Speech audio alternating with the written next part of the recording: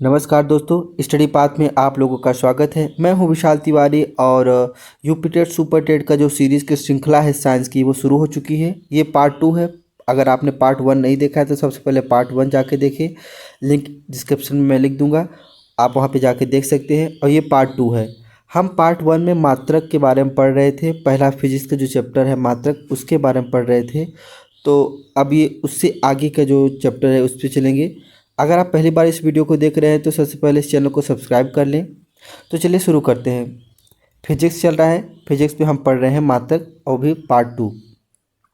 हम पिछले कक्षा में जो पढ़े थे उसके आगे हमने मूल मात्रक पढ़ा, व्युत्पन्न मात्रक पढ़ा, उसकी राशियां पढ़ा, उससे संबंधित व्युत्पन्न राशियां और उनके मात्रक पढ़े। अब हम चलते हैं कुछ समान मात्रक, क्योंकि परीक्षा में अधिकतर ऐसे ऐसे भी कुछ राशियां आ जाती हैं जिसको हमें अन्य मात्रक में बदलने की आवश्यकता होती है, खासतौर पे SI मात्रक में। तभी जाके वो क्वेश्चन सॉल्व होते हैं, खासतौर पे न्यूमेरिकल क्वेश्चन। जब हमको कहीं मिनट में दिया रहता है, कहीं घंटा में दिया रहता है और कहीं दिन में दिया रहता है, तो हमको सभी जितनी राशियाँ होती हैं उनको एक राशि में बदलने की आवश्यकता होती है। तो हमें इन बेसिक चीज़ों की आवश्यकता होती है कि हमें याद रहे और हमें पता हो कि उसका क्या मान होता है। जैसे 1 मिनट, अगर कोई 1 मिनट है तो हम उसे 60 सेकेंड में बदलेंगे, क्योंकि SI मात्रक में समय का मात्रक सेकेंड होता है। इसी प्रकार से 1 घंटे की बात करते हैं तो उसमें 60 मिनट होता है और 3600 सेकेंड होता है। एक दिन की बात करते हैं तो एक दिन में 24 घंटे और 8000, और अगर हम एक दिन की बात करते हैं तो 24 घंटे होते हैं, उसमें 86,400 सेकेंड होते हैं। वैसे एक वर्ष की बात करते हैं तो 3.156 गुणित 10⁻7 सेकेंड होते हैं। ये कुछ मानक है जो हमें याद करने की आवश्यकता होती है। अब डिग्री की बात करते हैं तो जैसे डिग्री होता है वो एक डिग्री को हम इस प्रकार से नोट करते हैं, पाई/180 डिग्री, इसको हम डिग्री बोलते हैं। और किसी भी संख्या के ऊपर वो डिग्री लग जाती है। लीटर की बात करते हैं, 1 लीटर, तो अगर 1 लीटर को हम मीटर क्यूब में बदलने की प्रयास करते हैं तो 10⁻³ मीटर क्यूब। वो भी कब? जब 1 लीटर 1 डेसीमीटर क्यूब के बराबर होता है। नहीं तो जनरली हम 1 लीटर को 10⁻³ मीटर क्यूब भी कहते हैं। 1 टन की बात करते हैं कि 1 टन कितने किलोग्राम के बराबर होता है, तो वो 1 टन 1000 किलोग्राम के बराबर होता है। अगर 100 किलोग्राम है तो उसे हम 1 कुंतल कहते हैं। कैरेट की बात कर लेते हैं, चूँकि कैरेट जो होता है अधिकतर कीमती जो गहने होते हैं, आभूषण होते हैं या सोने के जो होते हैं, उसमें हम लोग कैरेट की बात करते हैं। 24 कैरेट है या 22 कैरेट है, सोने की शुद्धता के अकॉर्डिंग हम उस पर बात करते हैं। तो जो 1 कैरेट होता है वो 200 मिलीग्राम के बराबर होता है, 200 मिलीग्राम के बराबर होता है। बार की बात करते हैं तो जो बार है वो दाब का मात्रक होता है और एक बार जो होता है 10⁵5 पास्कल के बराबर होता है। ये कुछ मान है जो हमें याद होने चाहिए। इस प्रकार से क्यूरी देखते हैं। जो क्यूरी होता है वो अधिकतर न्यूक्लियर फ्यूज़न या न्यूक्लियर फ्यूज़न में यूज होता है। नाभिक संलयन, नाभिक विखंडन में क्यूरी एक मात्रक यूज किया जाता है रेडिएशन के तौर पे। तो इसका जो मान होता है 3.7 × 10⁻10 विखंडन प्रति सेकेंड। रोंटजन की बात करते हैं तो एक रोंटजन होता है 2.58 × 10⁻⁻4 एम्पियर सेकेंड प्रति किलोग्राम। इसी प्रकार से क्विंटल की हमने बात कर ही लिया, 1 क्विंटल 100 किलोग्राम के बराबर होता है। बार्न की बात करते हैं तो एक बार्न बराबर होता है 10⁻28 मीटर स्क्वायर। इसी प्रकार से एयर की बात करते हैं, एक एयर बराबर 10⁻2 मीटर स्क्वायर होता है, यानी कि आप समझ सकते हैं 100 मीटर स्क्वायर होता है। हेक्टेयर की बात करते हैं, बहुत इंपॉर्टेंट है, क्योंकि कभी कभी आपको हेक्टेयर में दे देगा लेकिन आपको क्षेत्रफल निकालना होता है तो आपको उसको कन्वर्ट करना पड़ता है मीटर स्क्वायर में। तो 1 हेक्टेयर बराबर होता है 10⁻4 मीटर स्क्वायर, 10⁻4 मीटर स्क्वायर। ये आप जरूर याद रखिएगा, वेरी मोस्ट इंपॉर्टेंट। 1 हेक्टेयर का मान 10⁻4 मीटर स्क्वायर होता है। चलिए आगे चलते हैं। जैसे आवेग का मात्रक न्यूटन सेकेंड होता है। याद रखिएगा, आवेग का मात्रक न्यूटन सेकेंड होता है। इसी प्रकार से जो कार्य होता है, कार्य का SI मात्रक जूल होता है। कार्य का SI मात्रक जूल होता है और ये अधिकतर परीक्षा में पूछे जाते हैं। और कार्य का CGS पद्धति में मात्रक अर्घ होता है। पिछली कक्षा में हम आपको बताए थे कि जो कार्य का मात्रक होता है वो CGS पद्धति में अर्घ होता है और 1 जूल बराबर 10⁻7 अर्घ होता है। यहाँ पर एक बात नोट करने वाली है, बैरल। आप सुनते होंगे कि जब भी हम किसी कंट्री से तेल का निर्यात करते हैं किसी तेल को हम अपने देश में लाते हैं खरीद करके, जैसे सऊदी अरब हो गया, ईरान हो गया, रूस से हो गया या अमेरिका से हो गया, तो हम उसको बैरल में काउंट करते हैं क्योंकि वो एक बड़े बड़े कंटेनर में होकर आते हैं, उसे हम बैरल कहते हैं। और एक बैरल में कितना लीटर आता है ऑयल? 159 लीटर आता है, 159 लीटर उसमें ऑयल होता है। ये याद रखिएगा, एक बैरल में 159 लीटर ऑयल आता है। रेडियोएक्टिवता का मात्रक की बात करते हैं, जो कि रेडिएशन होता है, रेडियोएक्टिवता की बात करते हैं तो उसका मात्रक क्यूरी होता है। उसी प्रकार से लेंस की क्षमता का मात्रक क्या होता है? डायोप्टर होता है। ये हम आपको डीपली बहुत अच्छे से पढ़ाएंगे जब हम आपको लेंस के बारे में पढ़ाएंगे, उत्तल लेंस, अवतल लेंस, अपवर्तन। तो उसमें हम आपको एकदम डिटेल तरीके से बताएंगे, उसका डिफिनेशन भी बताएंगे कि फोकस दूरी और डायोप्टर में भी क्या डिफरेंस होता है। तो जब भी कोई व्यक्ति अपने आँख या लेंस की जांच करवाता है तो वो उसका जो मात्रक होता है डायोप्टर में होता है, और इसी मात्रक के अकॉर्डिंग आपको जो चश्मे तैयार किए जाते हैं वो बनाते हैं इसी डायोप्टर का प्रयोग करके। चुंबकीय प्रेरणा का मात्रक अगर सीजीएस पद्धति में देखते हैं तो गॉस है। आपने गॉस थ्योरम पढ़ा होगा क्लास 12 में। तो ये चुंबकीय प्रेरणा का जो मात्रक है सीजीएस पद्धति में वो गॉस होता है, वो गॉस अलग होते हैं, गॉस थ्योरम है। यहाँ पे चुंबकीय प्रेरणा का मात्रक गॉस है, लेकिन सीजीएस पद्धति में, एसआई पद्धति में नहीं। इसी प्रकार से विद्युत प्रतिरोध का मात्रक क्या होगा? ओम होगा। विद्युत प्रतिरोध क्या होता है? स्वाभाविक सी बात है, जब किसी चालक तार में कोई धारा प्रवाहित होती है तो उसके अंदर, क्योंकि वो शुद्ध पदार्थ तो होता नहीं, कोई भी पूर्ण रूप से शुद्ध पदार्थ होता है, तो उसके अंदर कुछ न कुछ अवरोध उत्पन्न करने की शक्ति होती है, या उस धारा प्रवाह का अवरोध या उसको रोकने का प्रयास करता है, तो उसी को हम क्या कहते हैं? प्रतिरोध कहते हैं, विद्युत प्रतिरोध कहते हैं। इसका मात्रक क्या होता है? एसआई मात्रक ओम होता है। चलिए आज हम बात कर लेते हैं भौतिक राशियों की विमाएँ। देखिए कभी कभी क्या होता है कि हमसे या तो एसआई मात्रक पूछ लिया जाता है, या एमकेएस पद्धति में मात्रक पूछ लिया जाता है, या तो सीजीएस पद्धति में मात्रक पूछ लिया जाता है। लेकिन कभी कभी परीक्षा में इन तीनों को छोड़ करके वो हमसे वीमा पूछ लेते हैं कि वीमा में बताइए कि न्यूटन का मात्रक क्या है, वी में सूत्र उसका बताइए क्या होता है। तो किसी भौतिक राशि की विमाएँ उन घातों को कहते हैं जिन्हें उस राशि के व्यक्त करने हेतु मूल राशियों पर चढ़ाते हैं। विमाएँ क्या होती है? देखिए मुख्य रूप से जो विमाएँ होती है वो लंबाई में होता है, द्रव्यमान में और समय। तीन ही मुख्य भौतिक राशियों में विमा व्यक्त किया जाता है। सभी भौतिक राशियों को विमाओं लंबाई एल, द्रव्यमान एम तथा समय टी के पदों में व्यक्त किया जाता है। अब विमा यहाँ से शुरू नहीं होता, अब शुरू होता है विमा लंबाई, द्रव्यमान और समय के ऊपर जो उसका पावर होता है, जो उसका घात होता है, वो उसकी बीमा होती है। और वही बताता है कि उस भौतिक राशि की बीमा क्या है। जैसे यहाँ पे देखकर बात करें क्षेत्रफल का, तो क्षेत्रफल एक व्युत्पन्न राशि है। अब अगर इसकी हम सूत्र की बात करते हैं तो लंबाई गुणित चौड़ाई होता है, और दोनों का मात्रा अगर हम मीटर में लेकर बैठते हैं तो लंबाई गुणित लंबाई, और इसका जो विमित सूत्र है लंबाई स्क्वायर या एल के पावर 2 हो जाता है। एक बड़े कोष्ठक में लिखा जाता है और एल के पावर 2 हम इसको पढ़ते हैं। इसी प्रकार से आयतन की बात करते हैं जिसे हम वॉल्यूम कहते हैं, तो इसका जो सूत्र होता है लंबाई गुणित चौड़ाई गुणित ऊंचाई होता है। और इस पर जो हम घात लगाते हैं, क्योंकि लंबाई, चौड़ाई, ऊंचाई ये सभी चीज़ें एल से रिप्रेजेंट की जाते हैं, क्योंकि ये सभी एक प्रकार से दूरियां हैं, एक प्रकार से लंबाई है, तो हम इसको एल से रिप्रेजेंट करते हैं। तीनों का एल एल एल होता है और इसका एल पे घाते 3 हो जाता है, और इसकी जो विमा होती है एल पे घाते 3 हो जाती है। देखिए बहुत ही आसान होता है बीमा निकालना, अगर आपको उसका सूत्र पता है। किसी भी जिस चीज़ की आप बीमा निकालना चाहते हैं, आयतन हो, क्षेत्रफल हो, घनत्व हो, वेग हो, दाब हो या चाल हो, पृष्ठ तनाव हो, कुछ भी हो, दुनिया का कोई भी मान हो, आप उसका विमित सूत्र निकाल सकते हैं बतौर, अगर आपको उसका डिफिनेशन मालूम हो। अगर उसका डिफिनेशन मालूम है, अगर इसको आपका फार्मूला मालूम है, तो आपको कोई भी दिक्कत नहीं आएगी उसके विमित सूत्र निकालने में।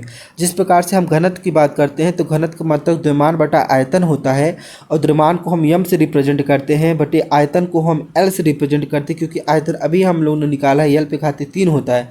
अगर हम रखते हैं तो यम यल के घाते -3, क्योंकि यल के घाते जो 3 होता है ये ऊपर जाएगा जब तो -3 हो जाता है। तो इस प्रकार से इसका जो विमित सूत्र होगा यम यल पे घाते -3 हो जाएगा। ठीक है, तो चलिए आगे चलते हैं, आगे कुछ मानों को और देखते हैं, कुछ व्युत्पन्न राशियों को और देखते हैं। वेग की बात करते हैं या चाल की, दोनों एक ही बात है। वेग और चाल का जो सूत्र होता है, वेग का सूत्र होता है विस्थापन बटे समय, और चाल का सूत्र होता है दूरी बटे समय। अगर हम वेग की बात करते हैं तो वेग एक सदिश राशि है और इसका दिशा और परिमाण दोनों निश्चित होता है। इसी प्रकार से हम चाल की बात करते हैं तो इसका परिमाण तो निश्चित होता है लेकिन दिशा निश्चित नहीं होता है, दिशा नहीं होता है चाल में, इसीलिए यह अदिश राशि है। इसके बारे में भी हम अगले क्लास में चर्चा करेंगे। तो वेग की बात करते हैं तो वेग का सूत्र होता है विस्थापन बटे समय।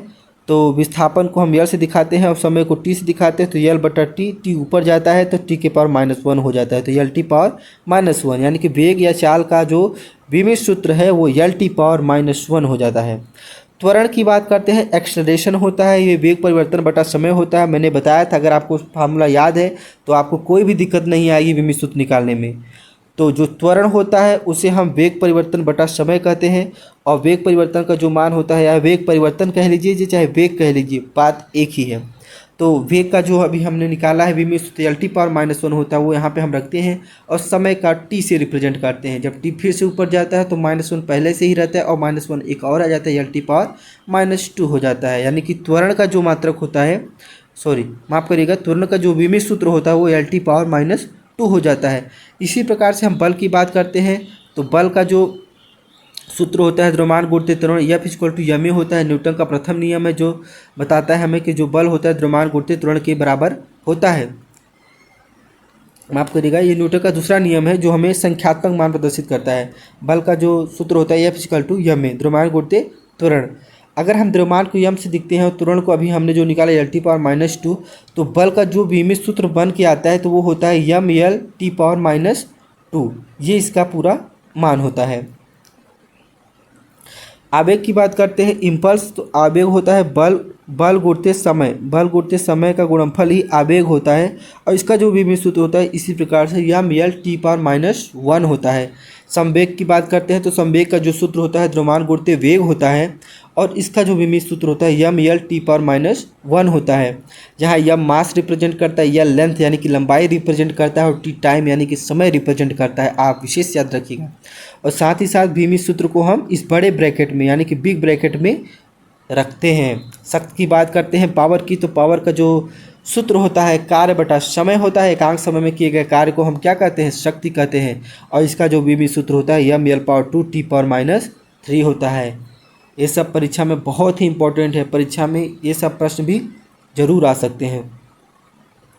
दाब की बात करते हैं तो दाब का जो सूत्र होता है बल बटा क्षेत्रफल होता है, और इसका जो विमित सूत्र होता है यम यल पावर -1 टी के पावर -2 होता है। प्रतिबल की बात करते हैं, जो स्ट्रेस होता है एकांक क्षेत्र में लगाया गया बल को प्रतिबल कहते हैं। ये जब हम आपको इलास्टिक पढ़ाएंगे तो उसमें आपको डीपली और बेहतरीन ढंग से इसको समझाएंगे कि प्रतिबल क्या होता है। इसका जो विमित सूत्र होता है यम यल पावर -1 टी के पावर -2। मैं आशा करता हूँ आप बहुत अच्छी चीज़ को समझ रहे होंगे, क्योंकि ये जो चीज़ें हैं सिर्फ विमित सूत्र के लिए इम्पोर्टेंट नहीं है, ये आपकी इसलिए इम्पोर्टेंट भी हो जाता है जब आप इसको न्यूमेरिकल फॉर्म में सवाल लगाएंगे। तो अगर आपको सूत्र पता नहीं होगा तो आप सवाल नहीं लगा पाएंगे, और सवाल नहीं लगा पाएंगे तो पहली बात तो वो क्वेश्चन गलत होंगे, प्लस उसके साथ साथ आप कभी भी उसका मात्रक भी नहीं बता पाएंगे अगर आपको मात्रक नहीं पता है तो। चलते हैं, कल जो मैंने आप लोग को पढ़ाया था उसका एक रिवीजन हो जाता है, कर लेते हैं। जैसे मैंने पूछा था शक्ति का मात्रक क्या है, तो शक्ति का मात्रक वाट होता है। बल की मात्रक की बात करते हैं तो बल का एसआई मात्रक न्यूटन होता है। कार का एसआई मात्रक क्या होता है, कार का एसआई मात्रक जूल होता है। उसी प्रकार से चालक की विद्युत प्रतिरोधकता की इकाई क्या है, ओम मीटर, जिसे हम रो से प्रदर्शित करते हैं। जब हम आपको विद्युत यानी कि इलेक्ट्रिसिटी पढ़ाएंगे तब आपको इसमें बेहतरीन ढंग से इसको समझाएंगे कि ओम मीटर कैसे होता है, इसका सूत्र क्या होता है और कैसे इससे न्यूमेरिकल क्वेश्चन लगा सकते हैं। प्रकाश वर्ष इकाई की, प्रकाश वर्ष किस का इकाई है, तो दूरी का है। मैंने बताया था प्रकाश वर्ष जो होता है लाइट ईयर, ये हम दूरी नापने के लिए प्रयोग करते हैं। उसी प्रकार से हम पार्सेक की बात करते हैं। एक पार्सेक जो तारों से संबंधित दूरियां मापने का मात्रक है वो कितने बराबर होता है, यानी कि जो पार्सेक वो सबसे बड़ा मात्रक होता है, यानी कि प्रकाश वर्ष से भी बड़ा मात्रक होता है। इसका मान कितना होता है, 3.25 प्रकाश वर्ष। पार्सेक की बात करते हैं तो पार्सेक भी दूरी का ही मात्रक है जो कि सबसे बड़ा मात्रक है, लाइट ईयर से भी काफ़ी बड़ा होता है। देखिए कभी कभी ये प्रश्न पूछ लेता है कि मापन इकाई में अगर 0.39 से गुणा करने पर इंच प्राप्त होता है तो उसे हम क्या कहते हैं, माप की वह इकाई जिसे 0.39 से गुणा करने पर इंच प्राप्त होता है उसे हम सेंटीमीटर कहते हैं। 6 फीट लंबे व्यक्ति की ऊंचाई नैनोमीटर में व्यक्त की जाए तो क्या होगा, 183 × 10⁻⁷ नैनोमीटर। चूँकि 1 नैनोमीटर बराबर कितना होता है, आप इसको याद रखिएगा, 1 नैनोमीटर होता है 10⁻⁻9 मीटर।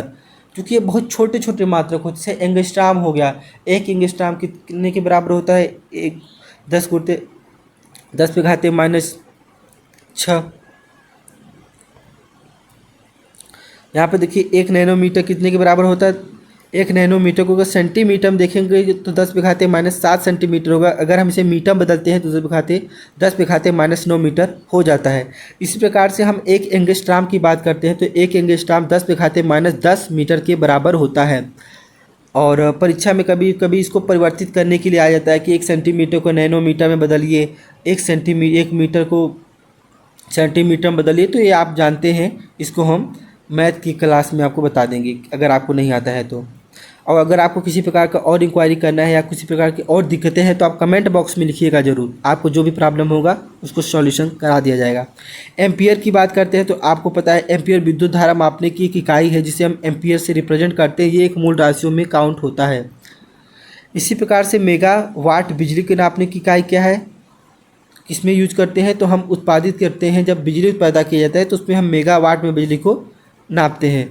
कुछ भौतिक राशियाँ उनके मात्रक देख लेते हैं। जैसे त्वरण का मात्रक होता है मीटर पर सेकेंड स्क्वायर, बल का मात्रक न्यूटन होता है, कृत कार्य यानी कि कार्य का मात्रक जूल होता है, आवेग का मात्रक न्यूटन इंटू सेकेंड होता है, द्रव्यमान का मात्रक किलोग्राम में होता है और दाब का मात्रक पास्कल होता है।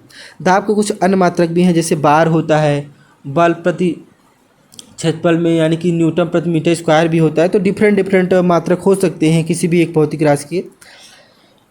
और जैसे वाट का मात्रक होता है शक्ति, और नॉट जो होता है वो समुद्री जहाज़ की गति, नॉटिकल मील।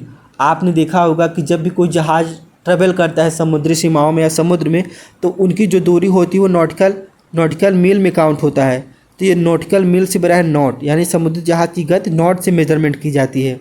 और नौ संचालन में प्रयुक्त दूरी जो होती है वो नॉटिकल मील में काउंट की जाती है।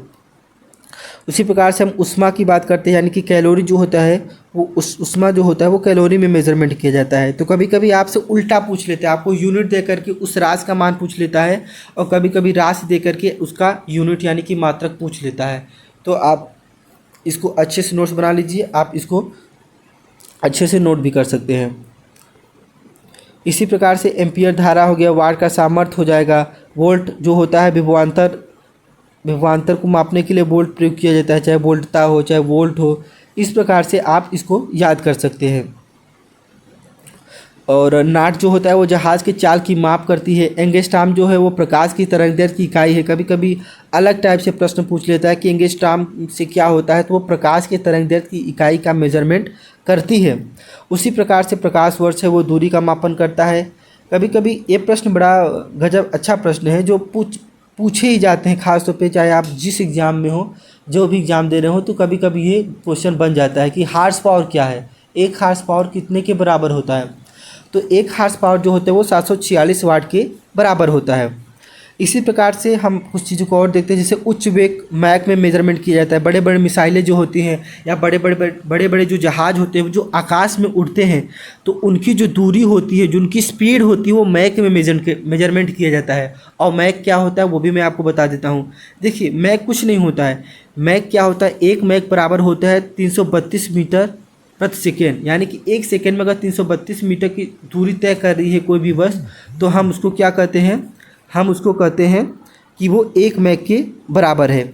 ठीक है, इसी प्रकार से वो मैक 332 मीटर प्रति सेकेंड की दर से हम मेजरमेंट करते हैं तो उसे मैक कहते हैं। यही मैक हम अधिकतर जहाज़ों में और बड़े बड़े लड़ाकू विमानों में कहते हैं कि 1 मैक की स्पीड से भाग रही है, 2 मैक की स्पीड से चलती है, वही होता है। तरंगदैर्घ्य एंगस्ट्राम में मेजरमेंट करते हैं।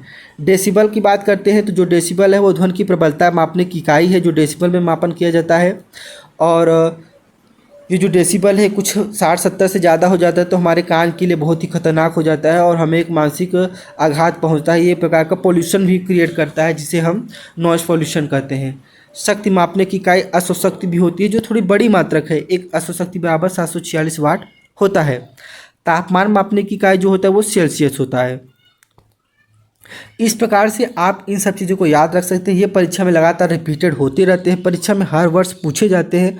तो अगर आपसे कुछ मात्रक से प्रश्न पूछ सकते हैं तो यही सब प्रश्न आपके बनेंगे जो परीक्षा में आएंगे, इससे ज़्यादा प्रश्न नहीं बनेंगे, क्योंकि इस प्रकार का एग्ज़ाम नहीं होता है कि आपसे कुछ हाई लेवल का एग्ज़ाम, हाई लेवल के क्वेश्चन पूछ ले जाए कि इंटर लेवल से रिलेटेड हो और काफ़ी टफ हो जाए आप लोग के लिए। तो एक मॉडरेट लेवल के क्वेश्चन आते हैं। तो मैं आशा करता हूँ आपको ये वीडियो बहुत अच्छा लगा होगा। अगर ये वीडियो आपको अच्छा लगता है तो इस चैनल को लाइक करें, इस वीडियो को लाइक करें, चैनल को सब्सक्राइब करें।